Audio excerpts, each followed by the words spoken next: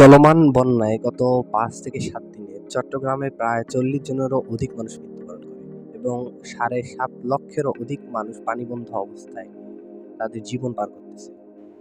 বন্যা বিষয়ে কথা উঠলে আমাদের চিন্তা হয় রংপুরে অবস্থিত তিস্তা তীরবর্তী অঞ্চলের মানুষদের কথা, যাদের প্রতিবারেই বন্যার বিভিন্ন দুর্যোগের সম্মুখীন তাদের হতে হয়। সেই তুলনায় সিলেট, চট্টগ্রাম সহ বিভিন্ন অঞ্চলে বর্তমান বন্যার প্রকোপ সবচেয়ে বেশি দেখা যাচ্ছে। যদি আমরা লক্ষ্য করি ২ বছর আগে ফেনী এবং নোয়াখালীতেও আমরা বন্যা দেখছি।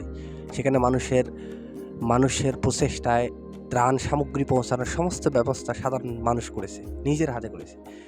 এবং আপনারা যদি দেখেন বন্যা কবলিত মানুষদের ত্রাণ সহায়তা করার জন্যে বাংলাদেশে বিভিন্ন রাজনৈতিক, অরাজনৈতিক, সমাজসেবামূলক সংগঠন এবং বিভিন্ন ব্যক্তিবর্গ নিজের দায়িত্বে অনেক ফান্ড তৈরি করে তাদের সহায়তা করছে।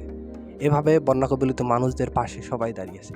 কিন্তু এবার একটা জিনিস আমরা লক্ষ্য করলাম, শুধু ২৪-এ নয়, 22-এ নয়, বিভিন্ন বন্যার ক্ষেত্রে এবার একটু ভিন্ন বিষয় আমরা দেখতে পাচ্ছি, ভিন্ন চিত্র দেখতে পাচ্তেছি।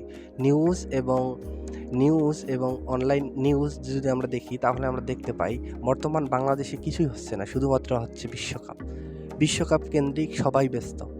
এর আগে আমাদের অনেক সাধারণ ভাইয়েরা, অনেক তরুণেরা, অনেক অরাজনৈতিক সংগঠন, অনেক রাজনৈতিক সংগঠন, যেমন আচ্ছন্ন ফাউন্ডেশনের মতো অনেক বড় বড় সংগঠন, তারা মানুষের কাজে আসছে, তারা মানুষকে সাহায্য করার চেষ্টা করছে।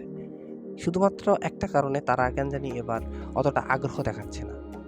ফলে আমরা যেটা বুঝতে পারতেছি সেটা হচ্ছে আমাদের মানুষের অনেক চিন্তাভাবনার সমস্যা।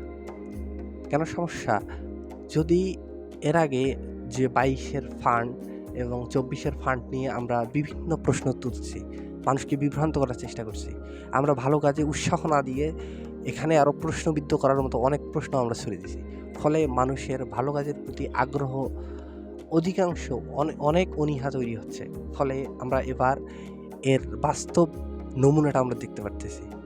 হ্যাঁ, এখন শুধুমাত্র মনে হচ্ছে বাংলাদেশে কোনো দুর্যোগ আসছে না, মানুষ অশান্তিতে নাই, মানুষ সমস্যার সম্মুখীন এখনও নাই, শুধুমাত্র বাংলাদেশে হচ্ছে বিশ্বকাপ নিয়ে আমরা নিউজে দেখি, অনলাইন নিউজে দেখি, পত্রিকায় দেখি, সবখানে